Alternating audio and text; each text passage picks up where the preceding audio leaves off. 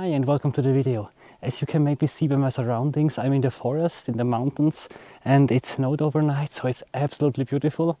And in fact, I've already been taking pictures yesterday with my friends Mark and Luca. And yesterday we also went to a mountain. We arrived just perfectly timed with sunrise, and it was overall a more overcast day, but just in the beginning the sun kind of managed to shine through and we got some nice shots with our telephoto lenses of the peaks in the distance.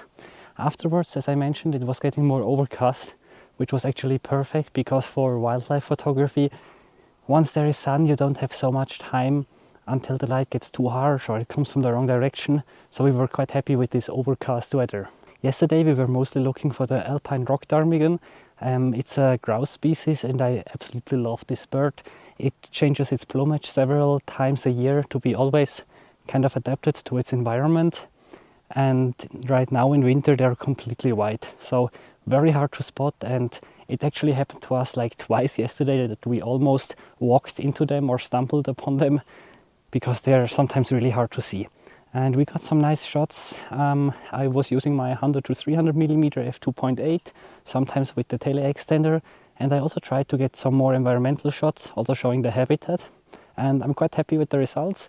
And in the afternoon it actually started snowing, which was just perfect because it kind of shows this rough alpine environment or weather that these animals, ptarmigan, ibex, chamois, they are living in this, and I was really happy with the conditions. So today I'm in a completely different place and I'm looking for a different species, but first I need to make the ascent because I actually need to go over the timberline.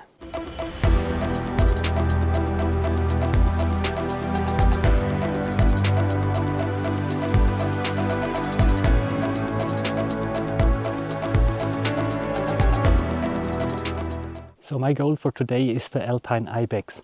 I've already taken plenty of pictures of ibex, but not so many in snow, and especially not many of really big ibex in snow. I actually only have one nice picture of an ibex, a male with these huge horns.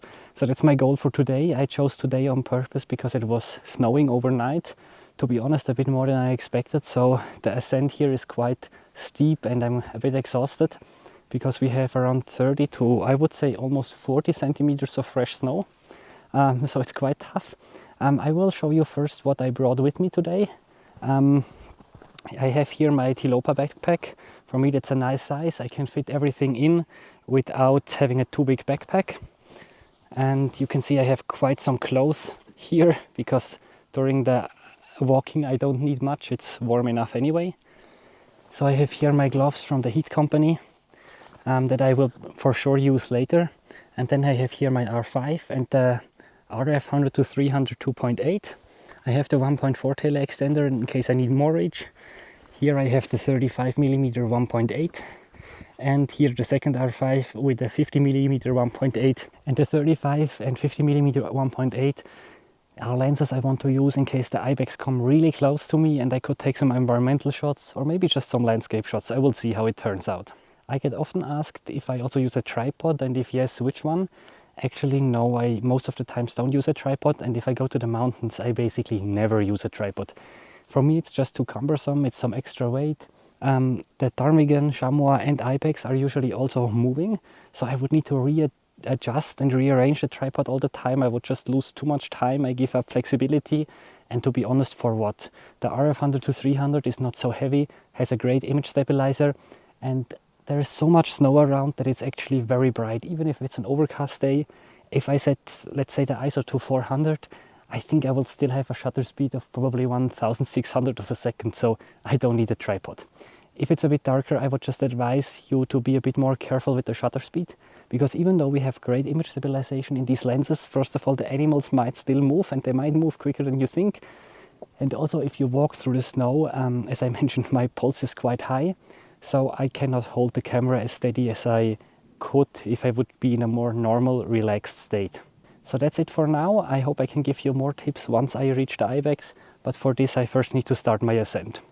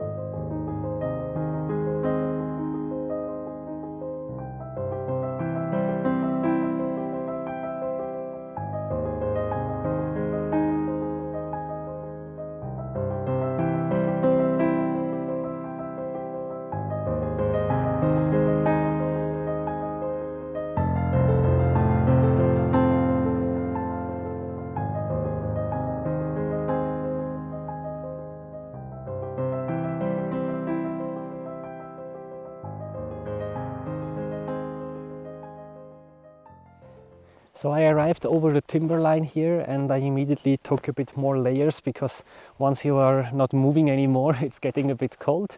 And usually once I think I'm more or less in the region where I expect the animals, I also start taking out my camera with one lens. This is usually my longest lens.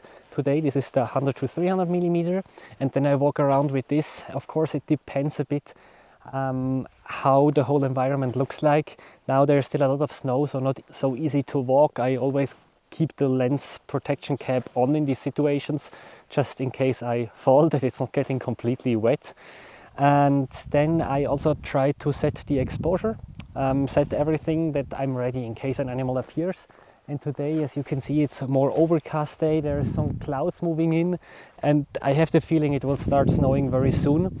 And in these situations, I just love working with the manual exposure because you just set everything once and then that's it, it's done. It doesn't matter in which direction you shoot, which background you have, you don't need to change much, to be honest. If you prefer not to expose manually, then just think about applying a positive exposure compensation because it's very bright here. We have a lot of snow and otherwise the camera will underexpose the image. Unfortunately, I didn't find the ibex so far and I already did more than 400 meters of elevation. As I mentioned, up to 40 centimeters of fresh snow, so it was quite tough and I will not go any further. I think that's too much. That's just how it is sometimes in wildlife photography. Maybe I will still find something on the way down, but there are days like yesterday that worked so well with the ptarmigan where I could take some environmental shots. And with some really nice weather and climate conditions, and then day like today where you have a nice hike, an exhausting hike, but in the end you end up with no pictures. That's the beauty and also the not so nice part of wildlife photography, I guess. I was really hesitating if I should show the video if I don't take a single image, but I thought I will still show it because I think it represents a bit the reality. Finally, an important aspect is as well, I'm a bit exhausted. I walk down and when I'm waiting for the train, I can go to a coffee shop, get a hot chocolate or whatever. The animals that live up here, they don't have this luxury. They need to cope with these situations all the time. It's very tough and they just need to feed on some grasses that they can still find below the snow. Sometimes some branches and needles of the spruce or pine trees that are around here. So it's very important for me to not disturb them, or at least disturb them as little as possible. Luckily there's also some regulations. For example, below me there is a protection zone that you are not allowed to enter between December and April except on one single path that is going through. So obviously I was sticking to this path. And actually this was my only nice wildlife encounter this morning. When I walked up, there was a chamois just appearing like 20-25 meters in front of me on the path. But unfortunately it disappeared very quickly again. Back in the forest I also saw more tracks of animals, here not so many. So I will call it a day, I will go down. I hope you still enjoyed the video and see you next time.